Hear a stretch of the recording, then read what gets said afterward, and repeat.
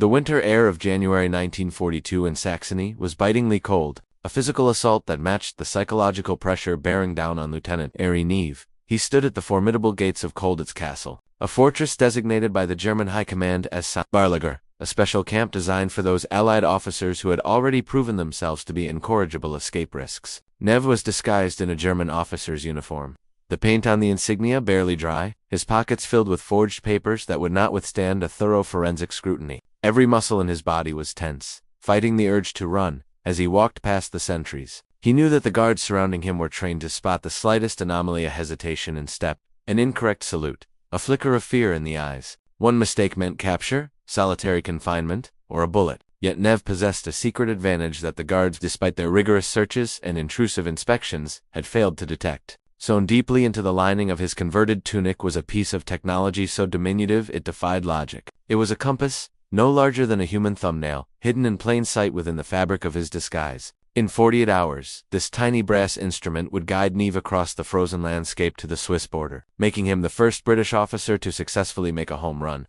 From the supposedly inescapable Colditz, the story of Harry Neve's escape is not merely an anecdote of individual bravery. It is the operational proof of a massive, clandestine industrial effort orchestrated by British intelligence. That tiny compass was one of approximately 2.36 million such devices manufactured and distributed by a secret department of the War Office known as MI9. These were not standard-issue military navigation tools. They were miracles of miniaturization, hidden inside trouser buttons, concealed within tunic fasteners, tucked into collar studs, and molded into belt buckles. They passed through the hands of German security personnel who prided themselves on thoroughness. They survived the scrutiny of the ferrets, specialized anti-escape guards, and the censors who tore apart care packages looking for contraband. The Germans, with all their engineering prowess, had deemed such devices impossible to mass-produce with any degree of accuracy. British engineers, however, viewed the impossible merely as a logistical scheduling conflict. This narrative explores how a Birmingham box manufacturer, a man who once had the audacity to challenge Harry Houdini, spearheaded the creation of the Second World War's most ingenious escape network, utilizing a compass so small it fit inside a button, yet so effective it helped tens of thousands of men navigate the gauntlet of occupied Europe. To understand the magnitude of this achievement, one must first understand the desperate precipice upon which Britain stood in 1940. Following the evacuation at Dunkirk and the subsequent fall of France, the British military faced a catastrophe of containment. Thousands of soldiers were left behind, trapped behind enemy lines, while the expanding air war meant that every night, highly trained air crews were plummeting from the sky into hostile territory. Germany operated a vast, industrialized network of incarceration. Offlogs held the officers, Stalags held the enlisted men, and the Luftwaffe operated their own specific camps, such as Stalag Luft 3, for captured airmen. By 1944, the population of these camps would swell to over 170,000 British and Commonwealth personnel. The loss of these men was a strategic hemorrhage that the Royal Air Force could not sustain. A single Lancaster bomber required a crew of 7, a Halifax also took 7, a Sterling required 7 or 8. Each man on board represented years of specialized training. A pilot was an investment of thousands of flying hours. A navigator was a mathematician of the skies, capable of dead reckoning and celestial navigation. Wireless operators and gunners were technical specialists. To lose him to a prison camp for the duration of the war was not just a tragedy. It was a waste of human capital that threatened the viability of the Allied war effort. Recognizing this looming crisis, the War Office established MI9 on December 23, 1939. Its mandate was simple to articulate but nearly impossible to execute: to facilitate the escape of British prisoners of war and to help those evading capture in enemy territory to reach safety. The department was placed under the command of Major Norman Crockett, a decorated stockbroker turned intelligence officer who possessed a visionary understanding of modern warfare. Crockett faced significant internal opposition. The conventional wisdom among the old guard of the military was that teaching soldiers how to escape was defeatistic, implied that capture was an expected outcome of battle. Crockett argued the opposite. He believed that a prisoner's duty did not end at capture. He understood that every man who escaped forced the Germans to divert thousands of troops to hunt him down, tying up resources that would otherwise be used on the front lines. Furthermore, every airman who returned brought back priceless intelligence about enemy dispositions, the location of anti-aircraft batteries, and the status of the resistance networks. To achieve this, Crockett knew he needed a mind that operated outside the rigid structures of military tradition. In May 19, with the geopolitical situation deteriorating rapidly, Crockett found his solution in Christopher Clayton Hutton. At 47 years old, Hutton was an unlikely savior. He was a failed journalist and a businessman with a history of bankruptcy. However, he possessed a unique qualification: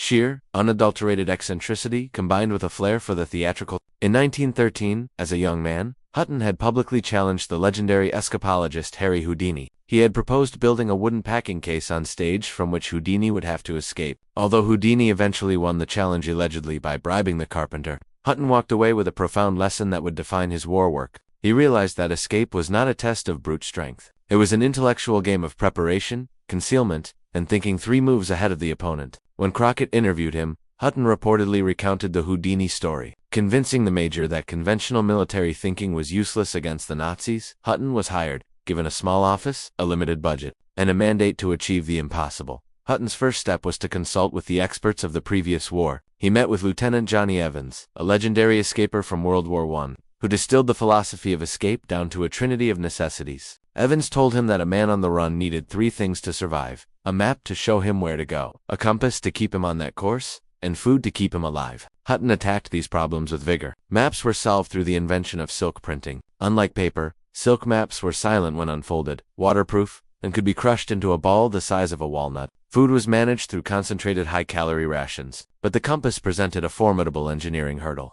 Standard military compasses were bulky, heavy, and blatantly obvious. Even the smaller pocket compasses available at the time were too large to conceal effectively during a strip search. Hutton needed a device that could be hidden inside everyday objects, something that a German guard could hold in his hand, without realizing its true purpose.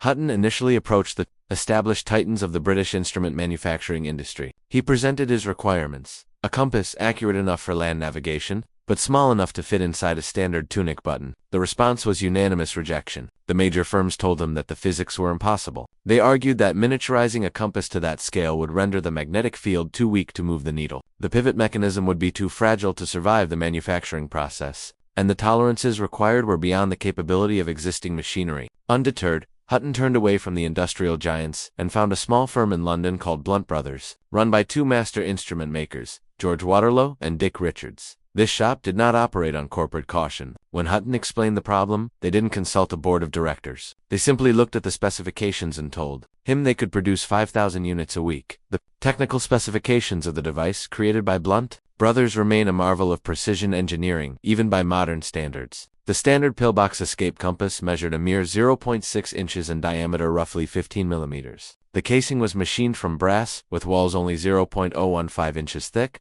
To protect the delicate internal mechanism, a glass cover was swagged onto the casing, creating a hermetic seal that made the device waterproof and dustproof. Inside, a magnetized compass card balanced on a microscopic brass pivot pin. The balance had to be perfect. If the card was too heavy, it wouldn't spin. If it was too light, it would be unstable. Crucially, they utilized a dry compass design. While liquid-filled compasses are generally more stable, the liquid is prone to freezing or forming bubbles in extreme cold. Hutton knew his escapers might be traversing the frozen forests of Norway or the high passes of the Pyrenees in winter. A dry design ensured the compass would function regardless of the temperature. To allow for night navigation, the cardinal points were marked with radium paint: 1.4 north, 2 for south.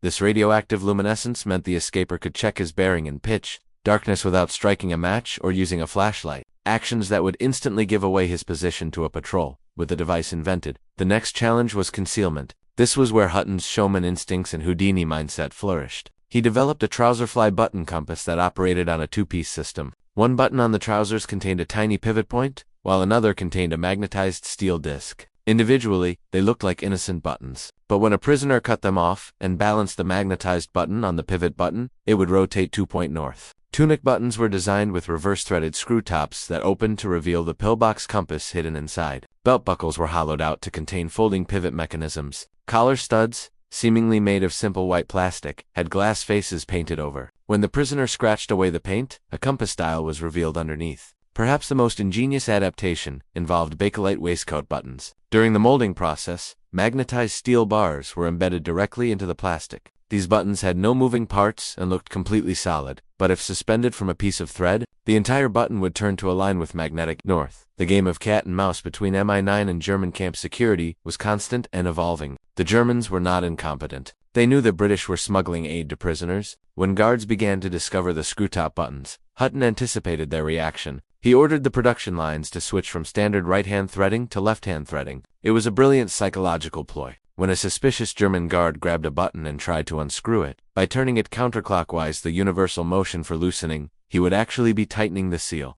This counterintuitive design feature fooled the searchers for months, buying precious time for the distribution network. By the end of the war, the manufacturing numbers were staggering. Mi-9 had distributed over 2.36 million compasses. They were not just carried by pilots. They were smuggled into camps inside Monopoly boards, hollowed-out brushes, books, and tins of food. The sheer volume was part of the strategy. By flooding the system, they ensured that even if the Germans intercepted half the contraband, enough would get through to make escape viable. The effectiveness of these devices is recorded in the declassified files of the National Archives and the personal histories of the men who used them. Ari Nevis' escape report details how he relied on the compass to navigate the complex route to Switzerland. He wasn't alone. Flight Lieutenant Ian Crichton, shot down in 1943 after a raid on Berlin, preserved his trouser button compass for decades. His daughter eventually shared the story, highlighting how a piece of metal no bigger than a coin was the lifeline that connected a terrified airman to the concept of home. Inside Stalag Luft 3, the camp immortalized by the Great Escape,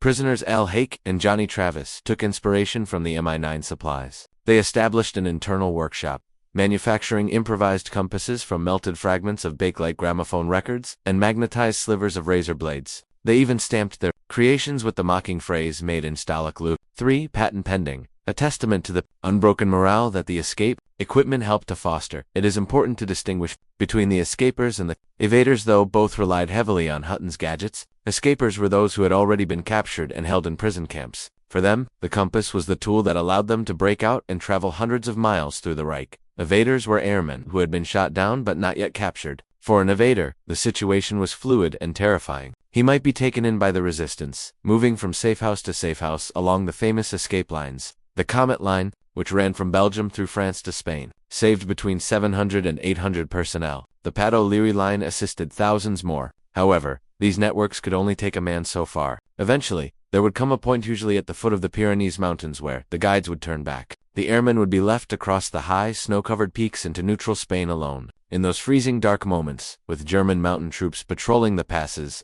the luminous dot of a button compass was the only thing standing between freedom and a frozen death. The statistic, often cited, is that around 35,000 Allied personnel successfully escaped or evaded capture. This number is staggering, roughly equivalent to 2 full army divisions. However, the sobering reality is that for every successful home run, there were many failures. Out of 10,000 RAF prisoners in German camps, only about 30 made it all the way back to Britain from inside a camp. The odds were incredibly long. The Germans employed ferrets who crawled under barracks to listen to conversations. They buried microphones deep underground to detect the scratching sounds of tunnel digging. They built camps on yellow sand so that any dark earth disturbed from below would stand out instantly. Yet, the fact that 30 men made it, and that thousands of evaders never saw the inside of a camp, is proof of the system's success. The compasses gave men hope, even for those who never escaped. Knowing they had the means to try that, they were carrying a map and a compass hidden in their uniform provided a psychological armor against despair. When compared to their counterparts, the British equipment was vastly superior.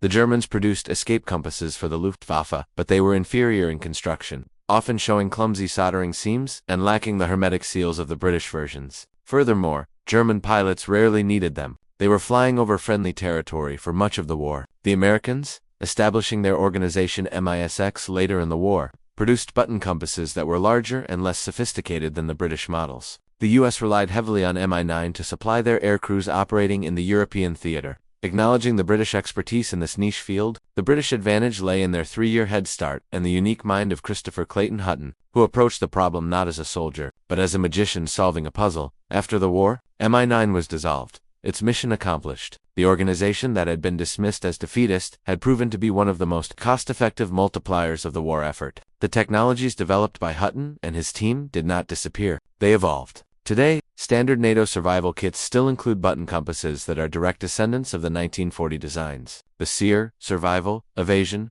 resistance, and escape training programs used by modern special forces are built upon the tactical foundations laid by Mi-9. Christopher Clayton Hutton was awarded an MBE for his services, though the Official Secrets Act prevented him from sharing the full details of his work until he published his memoir. Official Secret. In 1960, the Blunt brothers, who made the impossible possible, returned to their quiet lives of instrument making.